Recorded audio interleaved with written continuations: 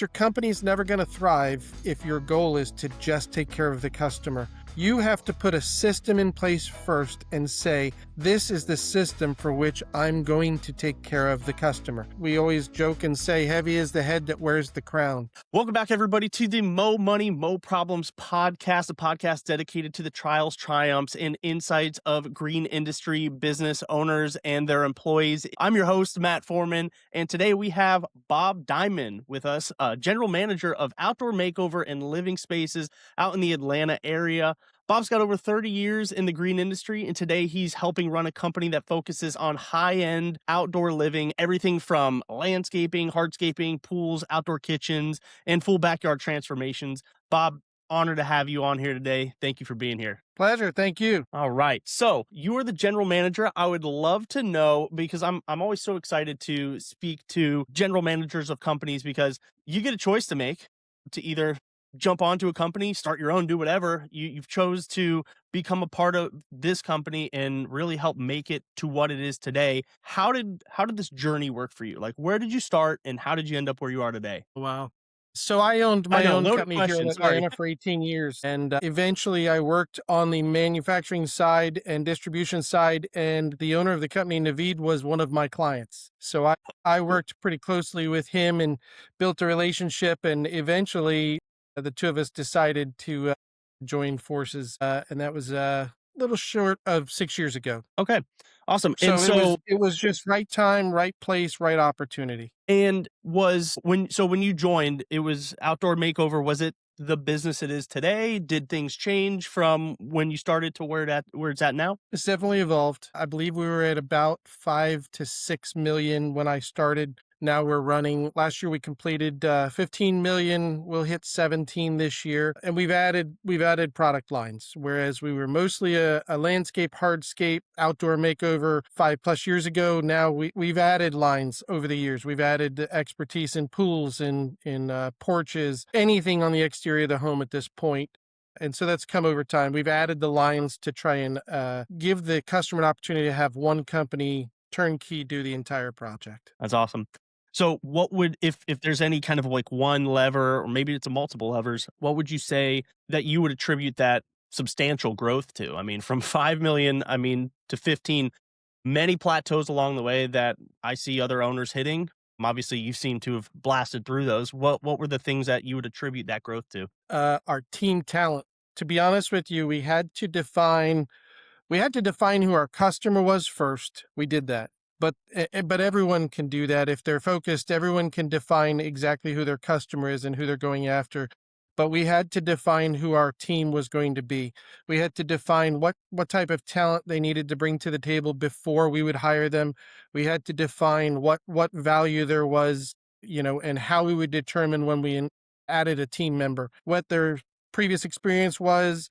I will tell you that we have a ton of employees on our staff who have owned their own companies in the past, and they've experienced the highs, they've experienced the lows. I think they have a different perspective because they don't just see it from someone who's worked their way up the ranks from an hourly position into a superintendent position or a manager position. These people they've stayed up at night. They've worked on Sunday to do accounting. They know what it's like to run a business, so they can appreciate the things that they don't have to deal with. And I think they can trust other people to handle things that are not in their lane. So definitely number one thing would be adding the right team. So easier said than done, I would imagine. How are you sourcing these great employees, and how do you make sure you retain them? Anybody can interview well. Anybody can have great experience in our industry. That doesn't mean they're a fit for our company. And that's just the honest truth. Some of them may have all the talent in the world, but they're just not the right fit for us. For us, they have to have hustle. And I don't mean they need to be able to work fast. I mean, they need to have hustle to be able to figure out how to get the job done. When no one's looking, when it's 6 o'clock, the last day of the month, they have to have that internal hustle, that internal drive to be able to make the decisions to get the job done.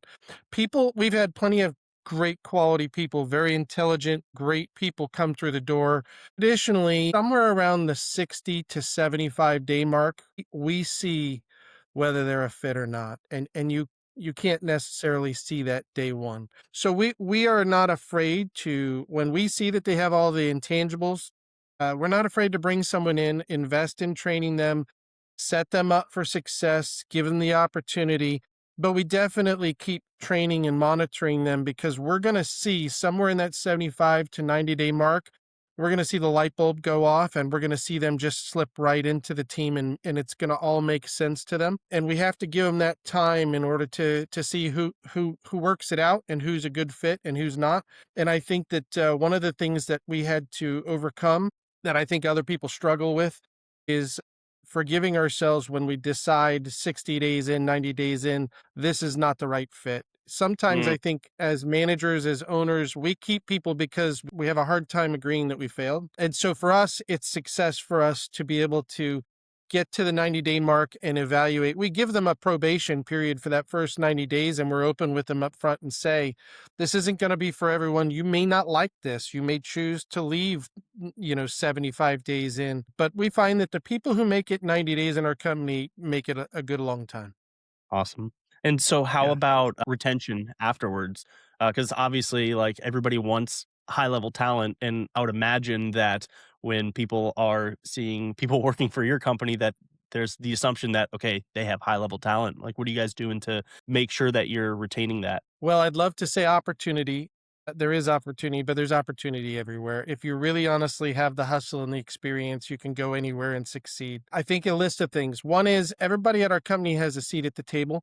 We run a EOS traction platform. So everyone has a 1 hour meeting. It is literally 59 minutes and 59 seconds a week so that everyone from the delivery driver to the CEO of the company, we all have insight. Everyone has a voice. We're sharing those notes and those perspectives on a weekly basis. Once a month, we meet, once a quarter we meet. We have quite a bit of input that we allow them to have a seat at the table. And if you're a superintendent and you're making 100 grand, 120 grand, and they're giving you a voice and a seat at the table, why would you leave? So Hmm. for us, yes, it's hard to find the right people and make sure that they're the right ones to fit our team.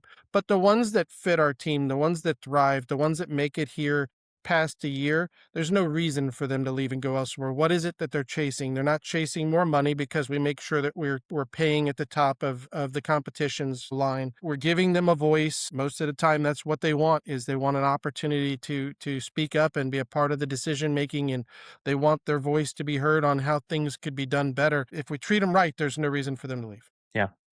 So you guys run on EOS, and for those that don't know, that's entrepreneurial operating system. Is that something that was introduced while you were there? Was that already in place? Like, what's been your experience with that? Specifically, I mean, because it's always interesting to me when I see green industry companies running on that. And every single one that I do see, just it seems so successful. I would love to pound the drum on everybody at some point considering it. So this is the second company I've ran an EOS platform, and I agree with you wholeheartedly. If they're not running an EOS, they should be. EOS is just an incredible system to be able to allow each employee. There has been an argument before as to whether the EOS was for management to manage the employees or whether it was for the employees to evaluate their performance. We as a company believe that the EOS platform is set up for the employees to thrive. So the employees report, we identify what their primary five KPIs are. We allow them on a weekly basis on the call. We start the call with how everybody's weekend went. We want to have that interaction. In a day and age where most of our employees are out in the field in 28 different directions, you lose that personal connection of not being around the water cooler. So we use the EOS meeting to invest in each other personally, find out how everything's going in their personal life. It might be about a baby being born. Sometimes it might be about a movie on Netflix, but that's their connection time. And then from there, we go into the KPIs, and they report their KPIs. They put them in the system the day before, they report them the morning of. The KPIs are either green for on target or they're red for off target for the previous week. I don't need them to put those in for me. I already know where they stand for the previous week. I can see it all in our computer system that we use. Putting them in the system for them to be able to take 1 hour away from their week and say, how did I really perform last week? What do I need to, shoot, I need to catch up on this. I really let that drop last week. I was on vacation. This is what I need to do to get caught up. Whatever that may look like, whether it's for the week, whether it's for the month, whether it's for the quarter. That's how we use the EOS platform. If they're upset, they could be upset with something as simple as I'm having a hard time logging into the portal to change my insurance benefits because we had a baby. We have a system in place where they mention it as right there on that EOS. We bring that up as an IDS, and we literally we get them the resources and get that resolved for them. So our goal is for the employees to use that 1 hour to build blocks with each other and then communicate what they need from us, what roadblocks they have to remove for them to be able to get on track and get their job done. And then as management, we roll those notes up to the leadership call each week, and we evaluate our team. And then on a monthly basis, we look through those notes. So I might have an employee complain about the portal on a sales call, and then 3 weeks later, we think it's been fixed. And then we hear the same thing on a design call. At that point, we all of a sudden know, okay, we got a problem. We got a pattern here where it's showing up multiple times. It is not resolved. And then we identify, is this a person problem or is this a system problem? And then we know what systems to go after. So that's kind of how we use our EOS. Obviously, we use the blocks, the rock section for quarterly rocks. So it could be KPIs that they're evaluating for the previous week, but they could also use it for a 3-month window on what their goals are. When it comes time for bonuses, when it comes time for reviews at our company are ridiculously easy. They're more of a catch-up because they already know exactly how they performed because they themselves have been reporting it every single week. Gotta love it. You guys are running EOS Pure. It sounds great. Like you're doing an amazing We're job. running And it hard. yeah, how many employees do you have? So we have 28 inside that are working on the projects, and then another 60 to 62 in the field doing the installation work. Those 62 are not on the EOS calls. Sure. Yeah.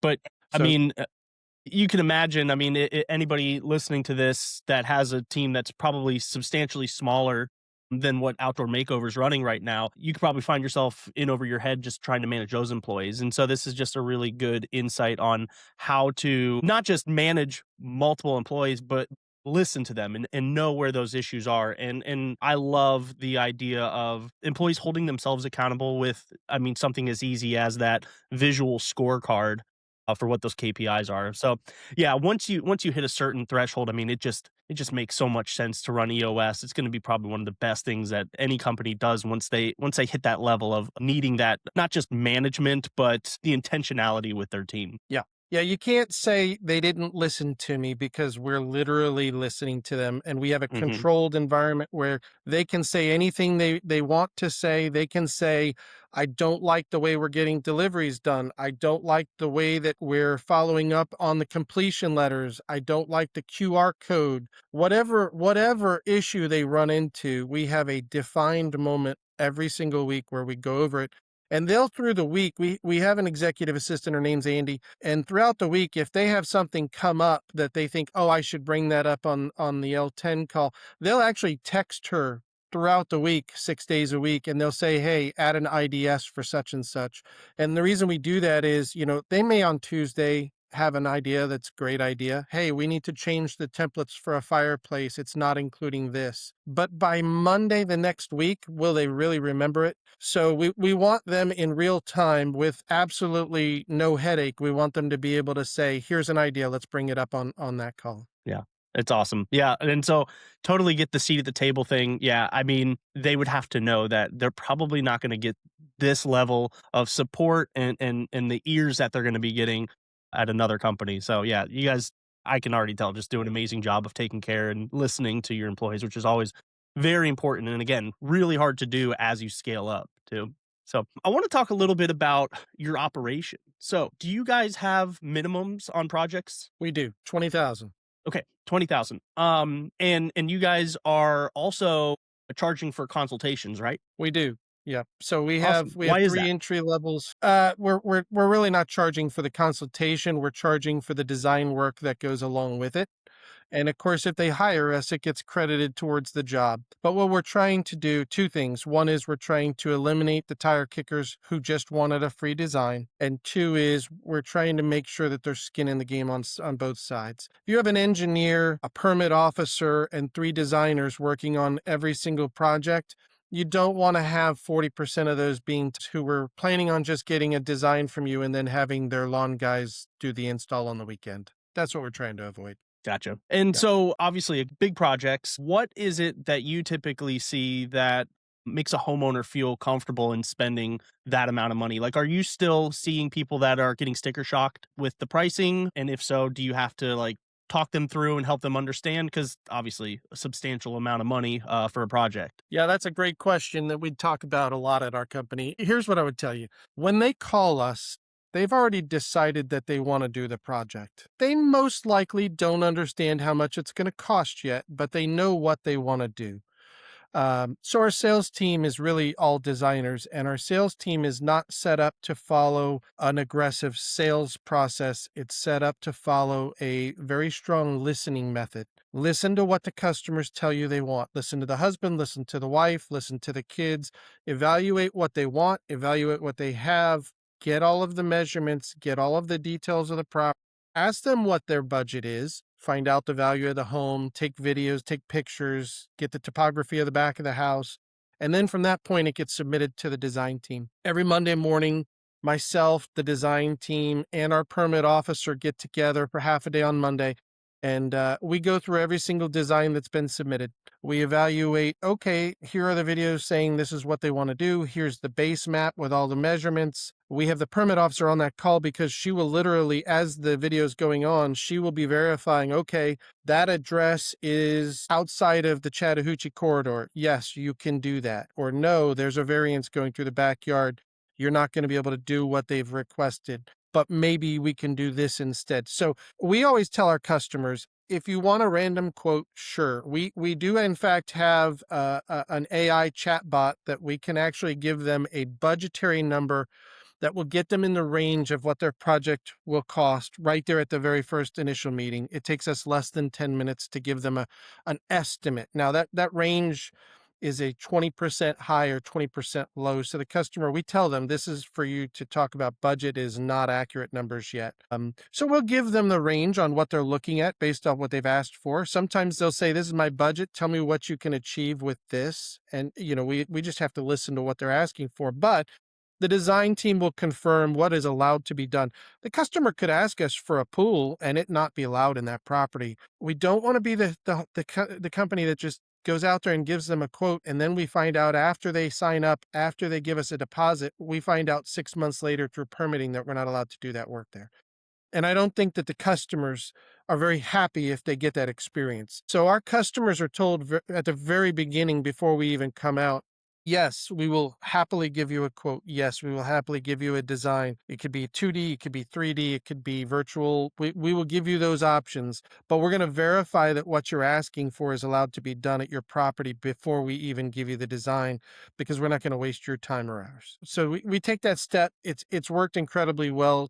I would say that we used to have 3 to 5 a month designs that we would spend hours on creating and then not able to do. In Atlanta, in certain parts of DeKalb County in Atlanta, it can be tough. You gotta make sure that you're allowed to do what Mhm. they're asking for. So that's all part of our qualifying process. So part of your qualifying process that you mentioned was that you get the value of the house. Why do you do The that? value of the house before we even send an employee out there. Why is that? Well, we have metrics that tell us what our ideal customer is. We know how much the house should be worth. We know how much income the couple, whether it's single or whether they're a married couple, we know how much income they should make. We know how much the home should be worth. And we also know our success rate because of the services that we use to communicate with them while we're doing the project. We know that we're better served if they're in an industry that is high on technology, corporate industry. You could find a 70-year-old retired gentleman who has the money and wants the service, but he may not necessarily enjoy the software that we're using through the process. So we find that our ideal customer, I'm not saying we eliminate the others, but our ideal customer, we know how much they make, we know where they live, we know how much income is coming in, we know what they do for a living, and we target them. How do you target them? So a sales team of 6 people working in marketing on a daily basis, to be honest with you. We're targeting them, in 5 years ago, we would have targeted them with Google clicks. We would have targeted them 3 years ago. We would have targeted them with a web page. Today is the day. There was SEO, there was reverse SEO. Today, it seems like AI is obviously the wave of the future. So we study greatly how the search engines for AI generate the information. For instance, how much of their information are they pulling from Google? Not much, because Google's a competitor. Where and how much of that information are they pulling? And we spend great time investing in putting it there so that when they Google something in our territory that's within our scope of work, we want to organically come up at the top of that list. Gotcha. Well, are you so that would be more inbound. They're searching for somebody that offers a particular service, and obviously you are the ones that hope to show up. Are you doing anything to go after them? Like, be a little bit more like, hey, even if they didn't search, are you doing any sort of let's say front facing ads, let's say on Meta, or like throwing out mailers or anything like that? I would imagine probably not cold calling or anything like that, but are you doing flyers? So we have done postcards. We do social media, Meta definitely we've done in the past. We do home shows. We do Comcast commercials here in the Atlanta area. We do billboards. We do a little bit of all of the above. And we use the same EOS platform, and we have that marketing meeting every single week. And they actually the team breaks down and evaluates. Here are the list of 18 different items that we're spending marketing money on. How did it perform last week? Now, marketing's tough because with an $800,000 project, that could take a year to land. So you can't just simplify it and say, what's my closing rate? Obviously, they're using all kinds of metrics to be able to evaluate the quantity of calls that generated into a qualified lead, the quantity of calls that generated into a paid lead. They're actually they're reviewing all of that every single week. Yeah. And so what does no look like? Saying no to a prospect look like for you? I mean, is that a common thing? Obviously, like, you have your parameters, so the minimums, and I'm sure that there's a lot of filtration that happens before somebody even starts talking to you. But do you ever make it through a process and just end up saying, we're just not going to be the right fit for you? Like, what does that look like? We do, and it's as simple as that. It's thank you so much for calling us, and we're really grateful, but it sounds like we're not the right partner for you. Yeah. Yeah. Is that something that you've had to hone in over time? Obviously, like, at your scale now, I'm sure you've got those processes figured out, but I'm trying to think for the landscapers that are a little bit smaller that want to maybe introduce a minimum, but the small jobs still continue to trickle through, and they're like, it could be some good money in here, or maybe just enough money. How and when would you recommend you start setting those lines in the sand, start saying no to certain things so that you can accept bigger ones, especially if the bigger ones aren't necessarily coming in probably at the rate that they're coming in for you guys? So even at our rate, honestly, you have 16 different crews that we run 5 days a week, 52 weeks a year. There are weeks like 4th of July that get really rough. We would love to fudge the rules and say, well, let's just take this $7,000 job. Let's just take this $5,000 job. It gives us something to do because Mr. Jones' house, we're waiting on the inspector to come back out and approve our electrical inspection before we can proceed forward. I think with a smaller company, it's actually easier than with the larger company. And I've been a part of both over the last 36 years. But with a large company, I have that many more families depending on me to eat. And every single day that we keep them on board and that we don't have them producing and generating profit for us, that quickly eats into our numbers very quickly. So I would tell you that the bigger you get, the more of a dance and the more of, sometimes you feel like you're running an orchestra. It's actually harder, not easier. The smaller ones, you look at it and say, oh, it's not as profitable, but it'll keep my crew going. Well, that's true until something goes wrong, and then it could be catastrophic. So to me, when you set your minimums, you have to stand by them, even if it's painful, because otherwise there are so many opportunities to lose your shirt. There are so many opportunities to go upside down. There's so many opportunities of lost income because you were doing something at a slim margin instead of doing something at a profit. So you gotta pick your lines. You gotta work your tail off, and you gotta be willing to have those bad days too. It's okay. Yeah. Kind of getting to the just the subject matter of things getting slowing down a bit, not in terms of like available work at any given moment, but being in Atlanta, I know you're a little bit more south than a lot of our, like, let's say, our northern clients are. What do winters look like for you? Are they like, do you guys still work through the winter? Are you just focusing on booking? Do you offer a different type of service during the winter? No, it's year round for us. We do have January, the second half of January, first half of February does slow down dramatically for us. And then the month of July slows down dramatically for us. July because of the extreme heat, the end of January and beginning of February because it's just the time of year. It's cold, it's snowy, sometimes it's rainy. Customers just aren't wanting to be involved with the projects. Now we carry at any given point in time, we have 2 million to 4 million in the permitting process, and we can do construction year round. So, with the exception of a rain day here or there, no, we do have the luxury of working year round. I will say that month though, at the end of January and the beginning of February, we use that for our training. So we try not to force them into additional training the rest of the year. We try and respect their time and give them back every penny of time that they can have for the busy season. We try not to have any changes at our company from St. Patrick's Day to July 4th because that's really our busiest season. But in January and February, you'll find us training, heavy training. You'll find the sales guys in the showroom working as a team for 2 or 3 days at a time, redoing templates, revising. Hey, was that template okay last year? Hey, we didn't have enough bags of concrete for that footer.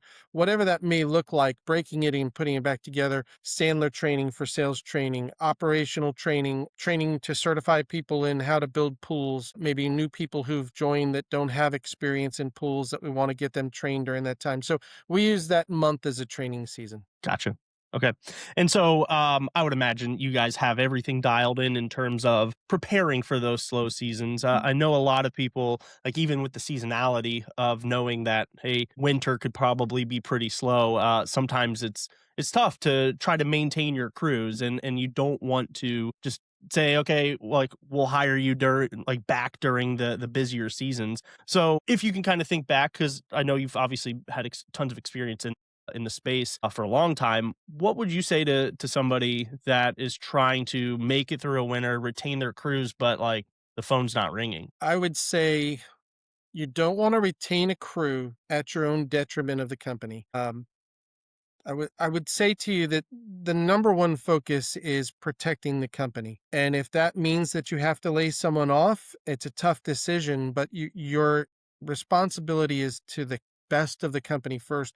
The owner of our company would openly tell you if he was sitting on this call with us right now that I evaluate everything as what's best for the company. It's not about what's best for any employee, myself included, because my responsibility is the company. So, yes, it could be difficult for a smaller company. You may have to lay some people off. If you don't want to lay them off, no more. That would be my answer to you. You know, if you're not in a place where you can do some of the lines that we can do in the winter, that's why we added construction. You can construct things in the cold. But if you're not in a place, if you're in Alaska or you're in a place where you can't do that, Michigan, well, do some snow removal. There's plenty of lines that could be added to make sure that you take your loyal cornerstone pieces and keep them busy and keep them employed year round. You may just have to rethink your business model. But you got to organize your business model and you got to plan your business model first. And I would tell you that the Yeah. biggest hurdle that we And learned. on No, go ahead. sorry, go. I was just gonna say, I mean, the sometimes that could almost be perceived as selfish, but I think it genuinely is a very selfless act to put the company first because, as you mentioned earlier, you got a lot of mouths to feed. And if there's one thing that's just pulling people down, and if it's that one extra salary, you're making that decision for the business, for the people of the business, and yeah, the betterment of it. And sure, maybe today it it does hurt that one individual, but you're not seeing what's downstream and the repercussions of potentially keeping them versus letting that one person go. So a move like that really is it's forward thinking. It is a selfless decision. It's not like, hey, I'm going to line my pockets more because I'm letting somebody go. It's preserving the opportunity that this business has created for many, many others. So, yeah, that's just what I didn't mean to interrupt though. Sorry. No, that's okay.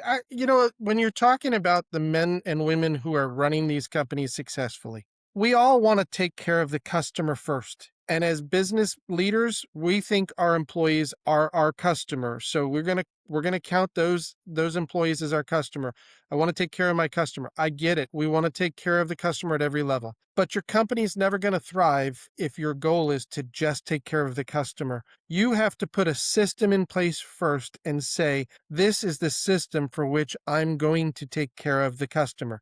Whether it's the end user, whether it's the employee, whether it's the families of the employee, if you don't have a system in place to take care of those people, then you're really just kind of sort of working really hard and hoping it's enough. And that's just not enough in business. If you want to grow, that's just not good enough. You have to have a system in place. And sometimes decisions have to be made in systems that aren't popular. We always joke and say, heavy is the head that wears the crown. We're not making decisions to hurt anybody. We handpick these people. We sit with their families and we celebrate, different moments in their life. Sometimes decisions are made that are hard decisions, but if you have a system in place, you don't have to make a decision by gut. You make the decision based off of the system you have in place. Yeah. So Bob, you're great at obviously executing this vision. Where did you spend your time learning this? Like, are you parts of other communities? Like, are you part of like any kind of like peer group? Like, how are you learning to do what you do and run a company this way? Education, it's constant education. I will tell you that if anyone listening to this call hasn't done any Lean Six Sigma training, if anyone on this call hasn't read anything about the EOS platforms, they definitely should. It'll change their way that they look at their business model. It'll change the way that they work day to day, honestly. I would say continued education. I think that about 5 years ago, I recognized that all of these equity firms were coming in and buying up landscape companies. And I thought to myself, okay, so they think they're going to come in and buy a family run successful business that the customers love. And they obviously they see that they can come in and turn that into more money and generate more money and make money out of it and sell it 5 years later, 3 years later, whatever their plan is. And so my question personally was, what is it that they see and how is it that they think they're going to do that? And so we spent quite a bit of time saying, okay, what are they doing? And ultimately what I came to the conclusion on is that they would find a great company with a great customer base and a great team. They didn't want to have to go in and build a new team. They wanted a good team. And they would go in and say, all right, you guys are doing a good job, but you don't really have a system and you're not using any lean principles. And if we could come in and just use the same crew and the same customers and implement our system, we could turn our ROI times 3%, if not higher, within 3 years. And then we could turn around and sell our percentage. And that was intriguing. We said, well, wait a minute, I don't want to sell my company. And of course, it's not my company to sell, but if they're seeing that they can triple their ROI, why not I learn how they're doing it so that we could do it here? And so that's exactly what we've spent time learning is what is it that they think they're going to do. Now, some of the principles that I have seen from some of these systems, I didn't agree with because I think that they're too hard on the employees and they end up turning employees over. But I think that there's an apex in which there's a probably 75 to 80% of what they're doing is incredibly good. And so we have watched them and we have studied them from a distance, not because we wanted to join them, but instead because we wanted to compete against them. And so I would say that's where, our plan has come from. The second part is we went in and said, the system that I've been using in Atlanta, Georgia for 36 years hasn't changed. And now it's time to change it. We want to do it different. So that's a lot of the things that we do. Instead of doing it the way that everybody else does it, we are doing it. We're doing it with lean principles. We're doing it with common sense. We're doing it with best practices. And then we're holding ourselves accountable to a system and saying, yeah, if you got to give something away to the customer to do the right thing, don't even ask. Just do it. That's okay. But if you're doing a normal job, please follow the system, follow what we've built, and it will guide them to the right profit margin on time, on budget, and a happy customer. Awesome. So, Bob, you are a grill master, word on the street. So, how much are you involved in the outdoor kitchen features that are getting pitched? Not much at all. Really? No, we've got a couple of guys that joined our team, one in particular who owned his own company just installing outdoor kitchens. And to be honest with you, is creative enough at it that they don't need my involvement in it. Okay. All right. Well, Yeah. if anything, is there any like outdoor kitchen feature that's maybe overrated right now that everybody's asking for, or maybe something that's underrated that you'd be like, everybody should have something like this? You know, I see a lot of people putting pellet smokers and pellet grills into outdoor kitchens under a pergola. And I keep telling them, guys, if this isn't in a covered structure, you are going to hate this.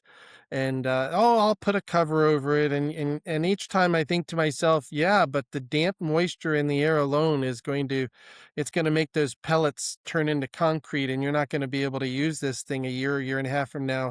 The number one thing that I would say is, make sure you put the equipment in the right place. Some of this equipment is okay under a pergola, but it wouldn't be my recommendation. I'd certainly have a solid structure over my outdoor kitchen. I wouldn't use a pergola. And I say that as I tell you, we have plenty of customers who do both, but I would have a solid structure with vents, because otherwise those smokers, it's not if, it's when those pellets are going to turn into concrete because they had too much moisture content, and they're going to have to redo the drive shaft. So I just don't necessarily think those belong there. Gotcha. Okay, so this is probably going to be a loaded question. You've been in the industry for well over 30 years now. Something homeowners consistently get wrong about outdoor projects that you wish that they understood before they started considering moving forward with a project. Is there something that you see that happens often? Drainage every day.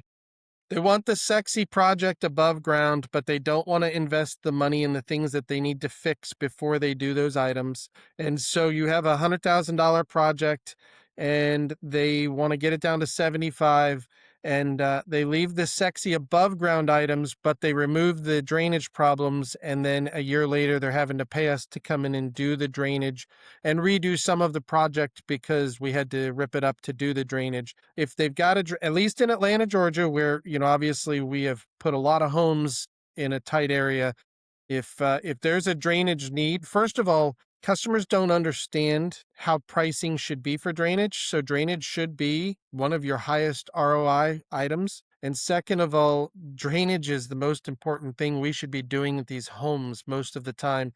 And I think that the competition just takes the order from the customer and says, okay, I'll do whatever you want. And they don't really pay attention. And then a year later, they're getting the phone call that what they built is ruined because of drainage. Do you guys lean into the drainage part if anybody has any pushback? Or I know you said like a lot of companies just do what the owners say, but like, are you very adamant? Like, will you move forward on a project if they say no to it? We will, but it'll be documented in the proposal with clarity so that and look, I'm no better. My daughter could come to me and say she told me about something 3 months ago, and I have no recollection of it at all. But could you imagine a year later, a homeowner not remembering that we tried to sell them a drainage correction and that they said no because of the budget? Oh, I thought you ended up including it at the last minute. So I would tell you that you have to document the things on the Mm. proposal. Hey, here's the proposal that I've suggested. You've asked me to remove these 3 things. I'm putting these 3 things to the side, and here's the proposal that you've asked me to build. Here's an asterisk. It does not address the drainage concerns, and that is not included in the scope of this work. Whether it's drainage, whether it's a roof over an outdoor kitchen so that they don't have problems with their pellet grill, down the road. It's okay for us to educate them. It's okay for a customer to decide to do something different. It's okay. We just have to make sure we protect ourselves and communicate that on the front end. And then at that point, not only when they sign the contract, did they sign a contract saying that we were purposely leaving that out at their request, but when we go to do the pre-construction meeting with the homeowner, we go over it again. And at that pre-construction meeting, we go through it in great detail. We have them sign a form. We do a video, and we reiterate it multiple times so that a year from now, if they have forgotten, there is documentation for them to go, oh, yeah, I remember they told me. Yeah, cool. Well, Bob, thank you for sharing so much of your wisdom. Obviously, I feel like we barely scratched the surface of things, but still there was so much great stuff here. Like, honestly, you just made it almost simplified on how to run a $15 million plus company. So thank you for sharing all of that. If you wouldn't mind, can you go ahead and tell everybody all about Outdoor Makeover? and living spaces, who you are, what you do, where you do it at? Absolutely. So Outdoor Makeover and Living Spaces is based out of Metro Atlanta, Georgia.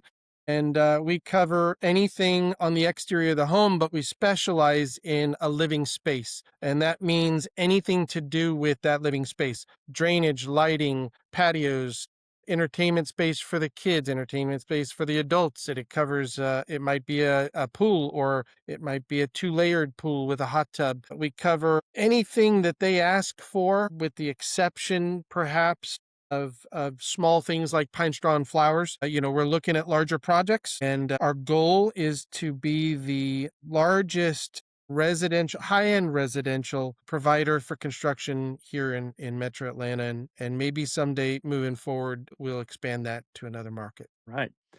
Well, Bob, thank you.